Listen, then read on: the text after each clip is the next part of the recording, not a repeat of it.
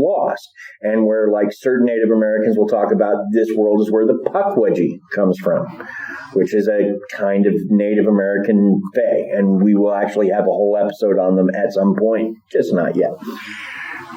Well, it's like what you said. The Native Americans know where to go and where not to go, and it ties in a perfect example with the Skinwalker Ranch, which, as far as I believe, they're told they're not supposed to go on that land, period. So obviously, they do know things that we don't, and like anything else, if we listen to them, we'd probably, in certain ways, we'd probably be a lot better off. Well, Skinwalker Canyon they don't like, but there's another canyon near there called Dark Canyon, and they won't lead anybody there. They won't show anybody where it is. That is where they say the Skinwalkers still are, is Dark Canyon. So I find that fascinating, just because so many weird reports are around Skinwalker Ranch. My favorite being, two guys were driving along, and they see on the side of the road two guys smoking a cigarette, but they have the heads of dogs. Yeah, I remember that one. So that is pretty interesting to me. So, like I said, our focus this week is mostly on the Skunk Ape, or also called Florida's Bigfoot, also called a few other things, but I like Skunk Ape. And believe it or not, it was not originally called Skunk Ape because of the smell. Although the smell makes sense, if you have that much hair and bog water, you're going to get some funk going on. Big dog. Yeah, big wet dog, basically. But they were called skunk apes because around the eyes, the fur was lighter than their dark russet-colored fur. So that's how they got the name skunk apes. And the thing is that they've been seen regularly since then. It's not like the Indians talked about them, Native Americans. I grew up in the 80s. I'm sorry, I'm stuck with a lot of lingo I shouldn't have. But Native Americans talk about, it's not like European settlers showed up and people stopped seeing them. In 1818, there were reports of these things raiding food, stealing fish off of lines. Well, I can't remember when it was, but up in Connecticut with the Bennington Triangle, they saw one there too. I mean, that's a little bit north. They probably wasn't so much of the skunk ape, but it's probably the Sasquatch. But even in the I think it was 1880s maybe or sooner. So yeah, I mean, that makes perfect sense, because if they're going to scavenge just like any animal, if we're leaving food out or something, well, nobody's there, we're going to take it. So. Exactly. And they're seen regularly to this day. And the thing is the people seeing them, they're not rubes, they're not hicks, like law enforcement personnel have reported them. You've got tour bus drivers that are seeing them dart out in front of the road, and these tours are like through the Cypress National Forest or through the Everglades. They're seeing the people that are, and they're corroborated by other witnesses who see the same thing. But here's the problem. Just like with UFOs, now it's coming out. Nobody wants to corroborate that, just like nobody wanted to corroborate UFOs until the Navy put it out on the internet, and their guys are going, yeah, this is what's going on, and couldn't lock into it. Nobody wants to say, oh yeah, I saw this big 8-foot thing dart out in front of me, don't know what it was. They're going to think, oh, you high, what drugs were you on, or you're fired. Yeah, but see, that doesn't seem to have stopped, like, state patrol officers have come out saying they've seen it. In fact, a fire safety officer took the first picture we had of the skunk ape. Well, that might be a little different than, like you said, there's not much you can do. I mean, they can try and squash it, but now with the plethora of the internet and everybody posting anything, eventually it's going to get out. So either discredit who's saying it, or just say, okay, you all posted, we'll just say, yeah, it's swamp gas. So yeah, or an owl. Yeah.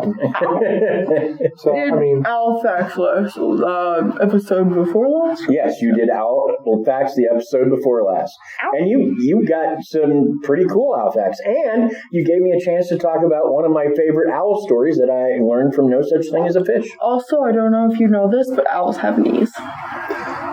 Who? Owls have knees. They have knees. Who? Owls have knees. Who? You're not getting the pun, my dear. They're not an owl. I beg to differ. I may be wise. I wish I could turn my head like that, but anyway.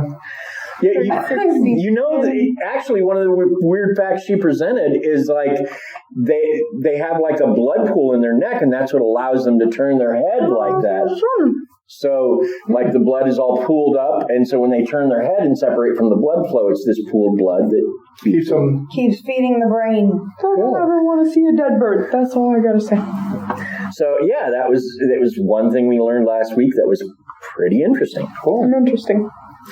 One thing that does get me is, like I said, they recently submitted some hair samples that they have got down there, and those have traced back DNA-wise to primate or primates unknown. Much like years ago when Josh Gates was on the show Destination Truth, when he was in Nepal looking for Yetis, he got a sample of Yeti hair that he collected off a tree, and it tracked back to primate or primates unknown.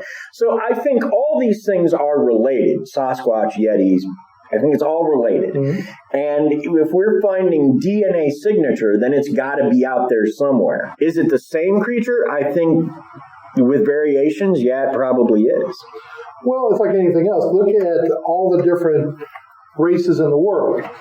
I mean, we all go back to the single heritage of DNA, Homo sapien, male, female, maybe the same thing. Like Sasquatch, Abominable Snowman, Skunk Ape, all came from someday they just evolved, nature, nurture, wherever they're at. So. Well, yeah. I mean, it's like pigmentation. It's like the difference in pigment basically comes from where people settled.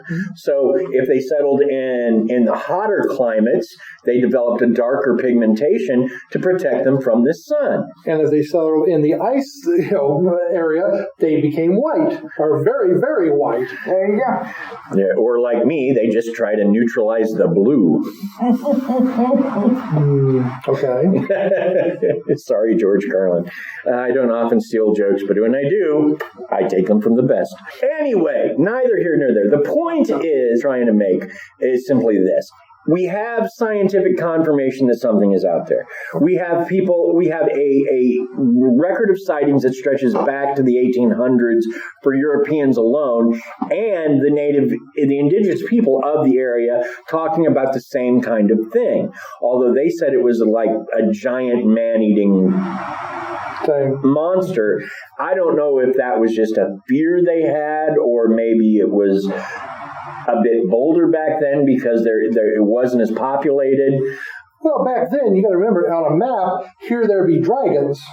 I mean, humans have always been afraid of what they don't understand. Yep. So if they're going to say this thing is a man-eater, maybe it is, maybe it isn't. There's really no evidence to show, prove it one way or the other. But if in that time of 1800s, 1700s, however long, humans weren't necessarily around. I mean, yes, we're going to have natural wildlife, but I've always thought even Sasquatch, Bigfoot, moment, whatever you want to call it, was more herbivore or maybe omnivore than just straight meat eaters. Because, I mean, you're going to find, they got more chance of finding berries, roots, because even though they're big and everything else, we've tried, you know how hard it is just to go up and try and touch a deer? Oh, yeah. Yeah. So or a buffalo maybe, but I mean, even then, so I would say they're more herbivore, but I don't know. I mean, that's the whole point. That's the grand mystery. What are they? What do they eat? How do they reproduce? Do they migrate? Where have they been? Do they have a language? All these questions. And that's something else, too, is that a lot of cynics, I'm not going to call them skeptics, a lot of cynics will say, well, it's a misidentification. Remember, a bear with mange doesn't look like a bear. Now, I've seen multiple pictures of bears with mange, and they tend to look like hairless bears or hairless bears with rashes. But that's still recognizably a bear. Bear. Well, who knows? I mean, people are going to they're going to see whatever they want to see. Whether it's a bear with mange, Sasquatch, it's like looking at one of those pictures, you got to try and focus your eyes till you see whatever's behind it. If your brain, your mind, your background, when am I going to get to see the sailboat? Yeah, it's going to be whatever you try to conjure up, unless it's suddenly thrust upon you in a very surprising way. The cynics or the naysayers, even if you can show them proof, just like with the UFOs right now, swamp gas, it's Venus, it's whatever. Even though they show it doing this, that, and the other thing, exactly. Oh no, couldn't be it. Exactly. People, and even if it's right there in front of them, the same thing can be interpreted by 15 different people, 15 different ways. Mm-hmm. It's all in how you're looking at it and what you choose to see. Agreed. Well, actually, it does remind me that early in our podcast history, we did an episode on the Dogman and the Beast of Bray Road.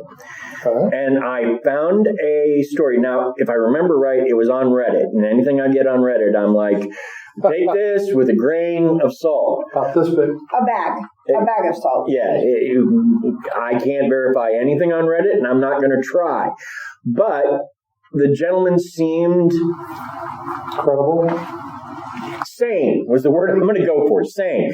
I don't know that anybody on Reddit seems credible. Nobody is sane these days. You cannot. But they seemed sane. Anyway, the point is, they were talking about they have been following a family of Momos in western Missouri, near rural St. Louis. Western Missouri, okay. Eastern Missouri. I was going to say, we're in western Missouri, but okay. Yeah, eastern Missouri, near rural St. Louis. Okay. And while they were there, they heard them hooting, they heard beatings, they heard some vocalizations by what they thought were younger Momos. And then, all of a sudden, they heard scrabbling, they heard snarling, and it wasn't coming from where they were hearing the vocalizations and the wood beating previously. In fact, this sounded what they describe as purposeful, and there was like one master hoot/roar that sounded like it might have been from a bigger one. And then they didn't hear the Momos anymore. All they heard was the snarling, and they went and tried to track it down. They found what they called giant dog prints. And so they think that it's a dog man that, for whatever reason, was going after some Momos. Oh, he's far south if he's doing that, because usually they're in Minnesota. Yes, although people are beginning to see them other places, and there's other names for them. They call them the Grassmen for some reason. Grassmen what? There was, and I can't remember where I heard it on YouTube about a guy who was clearing the road from snow, and he was joking that maybe I'll see Sasquatch or the Abominable Snowman. Had an accident, and the Sasquatch has saved him from another creature, meaning the other creature was trying to get in the cab or whatever, and then the Sasquatch, I guess, chased him away and saved him. That's an interesting story I hadn't really considered. Because of Sasquatch, I never considered them to have enemies or up on the food chain, but I guess that's entirely possible. That's an interesting... I had not heard that before, that you're serious. So. Yeah, again, from Reddit. So take what you will from it, but the guy reporting it didn't seem as interested in promoting the story as telling the story. Yeah, and that's what the same thing I'd heard, and it was on YouTube, so take that, also with a grain of salt, too. So, but it's interesting that it's like anything else. It's like any bit of history, there may be something else out there similar, but, a different vein, a different part of the United States. So. Exactly. Well, this has been a fascinating conversation. I am going to wrap it up for now, but I will, you, of course, people are going to hear it tomorrow, Thursday. Tomorrow we record the regular podcast. This will be part of the show Thursday, so tune in. And James, what are you tentatively going to call your podcast? I'm going to tentatively call my podcast Life, Liberty, and the Pursuit of Pizza. There you go. So look for that on iTunes and any place else you get your podcast very soon. Give me a month or so, but yes. Thank you, James. Thank you. Well, that was kind of interesting. Yeah, it was definitely interesting. You guys had a nice conversation. You were there. You could have spoke more. Oh, I cried last night. Yes, because you felt like we weren't taking you seriously and not bringing